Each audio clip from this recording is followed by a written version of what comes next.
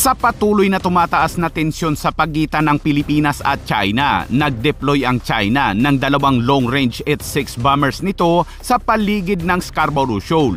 Nakuha na ng larawan ng Maxar ang dalawang bombers ng China na ayon pa sa mga regional security analyst na ito umano ay isang senyalis na ang China ay may sopistikadong militar para igiit ang soberanya sa mainit na pinagtatalunang bahura sa West Philippine Sea. Alamin ang buong detalye mamaya. At sa ibang balita, dahil sa aktibong hinangad ng China na palawakin ang bakas na mga armas nito sa Middle East na nakahanay sa Amerika, ay tinanggihan ng Saudi Arabia ang alok ng China na 6th generation J-35 fighter jets. Kaya't para malaman ang buong detalye ay tumutok at makinig na mabuti. Ipinakita ng Reuters ang nakuha ng mga satellite image kung saan makikitang nag-deploy ang China ng dalawang long-range H-6 bombers nito sa paligid ng Scarborough Shoal ngayong linggo. Ang pinakabagong hakbang na ito ng China para igiit ang soberanya sa mainit na pinagtatalunang bahura sa West Philippine Sea. Ang deployment ng mga bombers na ito na hindi isinapubliko ng China ay nauna bago ang pagbisita ni US Defense Secretary Pete Hegseth sa bansa.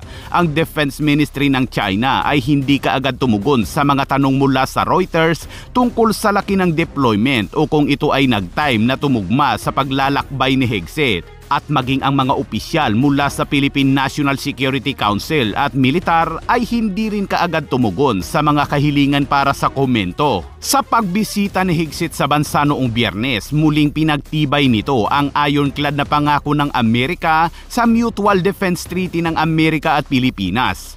Ang mga larawan o satellite image na kuha ng Maxar Technologies ay nagpapakita ng dalawang sasakyang panghimpapawid sa silangan ng Scarborough Shoal at ang mga eroplano umanong ito ay mga bombers ng China. Sinabi rin ng Maxar na ang mga kulay rainbow malapit sa eroplano ay resulta umano kapag ang satellite image ay mabilis na gumagalaw.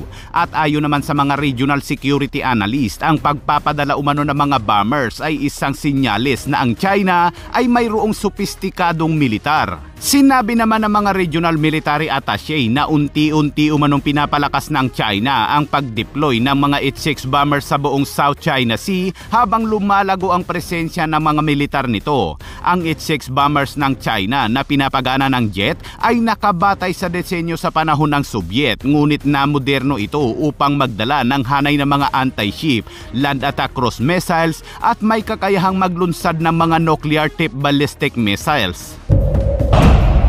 Ang pangunahing disenyo ng H-6 bombers ng China ay makaluma tingnan, ngunit mayroon itong pinahusay na makina, modernong strike weapon at onboard flight system, at ito ang pangunahing long-range na bomber ng China. At ang command na sumasaklaw sa South China Sea ay nagpapatakbo ng dalawang regiment ng mga bombers. Noong Disyembre lamang ay isinapubliko ng China ang mga drills nito gamit ang kanilang mga bombers, kung saan sinabi ng Defense Ministry noong panahong iyon na nilalayon ng kanilang drills na matibay na pangalagaan ang pambansang soberanya at seguridad ng China at mapanatili ang kapayapaan sa South China Sea. Pero kapag ang Pilipinas ang magsagawa ng mga drills sa West Philippine Sea, abay halos maglumpasay sa galit ang China. At sa ibang balita naman mga kabayan, aktibong hinangad ni Chinese President Xi Jinping na palawakin ang bakas na mga armas nito sa Middle East na dating nakahanay sa Amerika. Ngunit nabigo na naman ang China matapos tanggihan umano ng Saudi Arabia ang alok ng China na J-35 stealth fighter jets nito na isang 5th generation na eroplanong pandigma na naglalayong palitan ang mga platform ng militar na gawa ng Amerika sa Gulpo gamit ang defense technology ng China. Ang pagtanggi ng Saudi Arabia ay naghatid ng direktang dagok sa mas malawak na diskarte ni Chinese President Xi Jinping sa Middle East.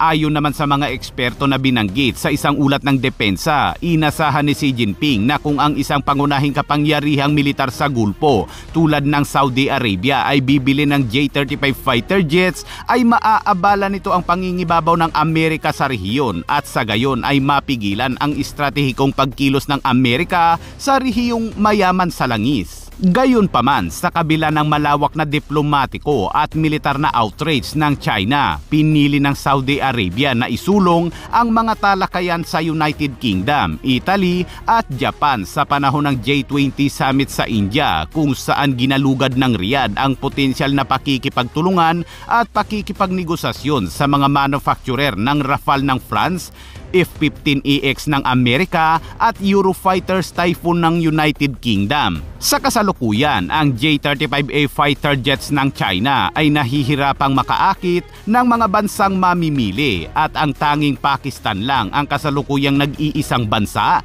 na nagpahayag ng interes sa sasakyang panghimpapawid na gawang China.